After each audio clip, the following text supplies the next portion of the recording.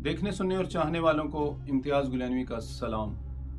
आप देख रहे हैं YouTube channel UK star TV. हम हैं पर दम दम नहीं, कोठे हैं पर कड़ियाँ नहीं, शहर बड़े बिच गलियाँ नहीं। ये पहली बचपन में वालदा साहबा से सुनी थी, जिसका जवाब कब्रिस्तान है।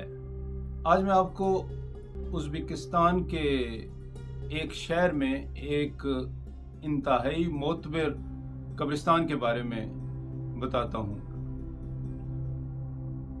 एक शहर है जो उज़्बेकिस्तान का दूसरा बड़ा शहर होने के साथ साथ उसका दारुल हुकूमत भी है, जिसका नाम है समरकंद। वहाँ पे एक कब्रिस्तान है जिसे मुहद्दिसीन का कब्रिस्तान कहा जाता है।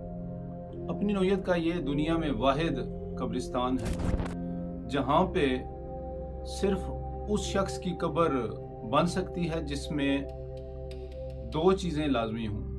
एक तो ये है कि मरने वाला अपने वक्त का बहुत बड़ा मुहद्दिस और मुफस्सिर हो, और दूसरी बात ये है कि उसके नाम के साथ मोहम्मद हो।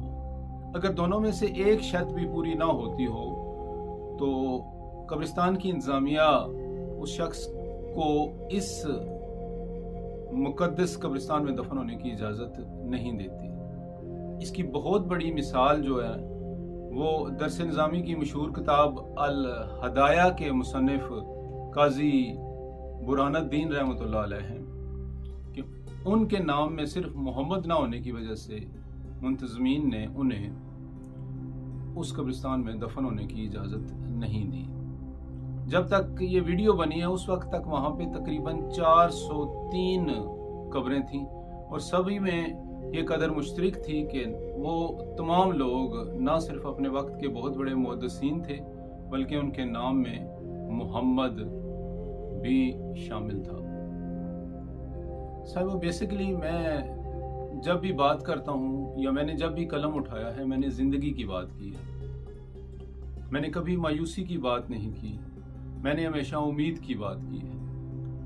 आज कब्रिस्तान का जिक्र करने की वजह इस वजह से महसूस हुई कि अमूमी तौर पे हम लोग कब्रिस्तान को एक खौफ की जगह समझते हैं। हालांकि अगर देखा जाए तो हमारे कई मोहब्बत करने वाले उस जगह पे अबदी नींद सो रहे हैं।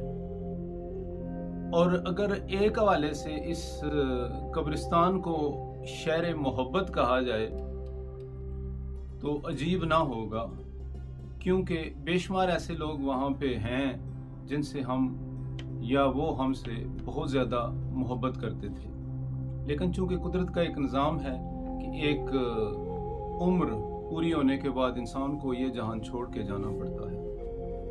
हमारे मज़हब में बार बार कहा गया है कि आप कब्रिस्तान का चक्कर लगाया करें ताकि आपको दुनिया की बेसबाती का पता चल सके, ताकि आपको पता चले कि ये जो लोग कब्रिस्तान में सो रहे हैं इनमें से बेशुमार ऐसे थे जिनका अभी मरने का कोई प्लान नहीं था।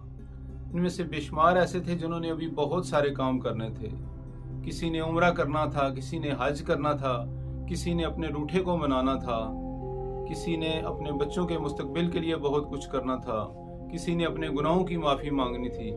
लेकिन जब उनका वक्त पूरा हुआ तो ये दुनिया छोड़ के अगली दुनिया में चले गए। ये पैगाम हर उस जिंदा शख्स के लिए है कि जिस अच्छे काम का आप लोगों ने प्लान बनाया हुआ है उसको पहली फुर्सत में करें, क्योंकि कब्र किसी इंसान से दूर नहीं है और कब्रिस्तान हर महल्ले हर जगह पे मौजूद है। अपना बहुत ज़्यादा ख्याल रखिएगा।